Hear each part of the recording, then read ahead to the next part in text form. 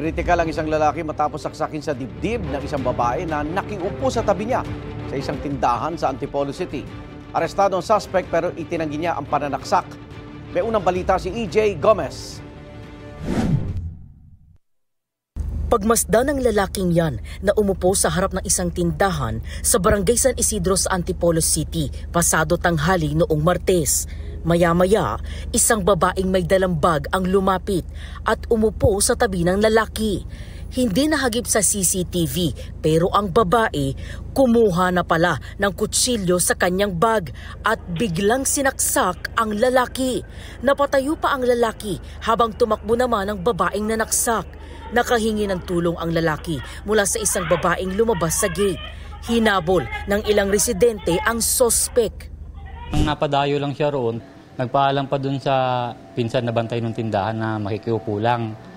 Yung pinsan niyang nakaupo naman dun, nagkakain lang, tumambay na yosi.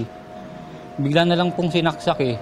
Pagdating namin doon, may hawak na kutsilyo pa yung babae.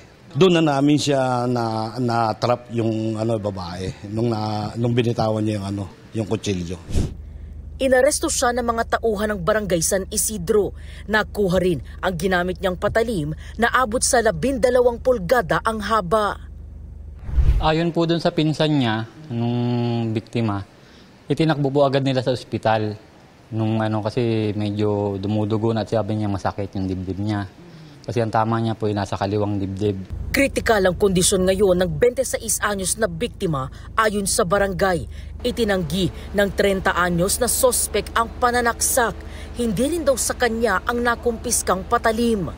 Hindi po totoo yun kasi hindi ko po alam yun eh. Wala po akong dalang ganong bagay.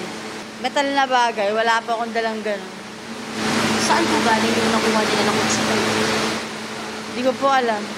Sa records ng barangay, dati nang nasangkot ang babae sa ilang insidente ng pananaksak sa Antipolo City. Bali, nakatatlong insidenteng pananaksak na po siya bago po itong bago. Yung una po is yung lalaki po na sinaksak niya is nag-50-50 po yun. Tapos after 1 week, namatay din po yung biktima.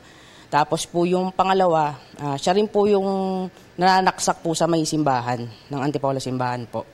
Tapos yung pangatlo po is sa police station po yon na may sinaksak din po siyang police. Records din na may mental health disorder po siya. Nakapiit sa custodial facility ng Antipolo Police ang sospek. Sasampahan siya ng reklamong frustrated homicide. Ito ang unang balita. EJ Gomez para sa GMA Integrated News. Igan, mauna ka sa mga balita, mag-subscribe na sa GMA Integrated News sa YouTube para sa iba't ibang ulat sa ating bansa.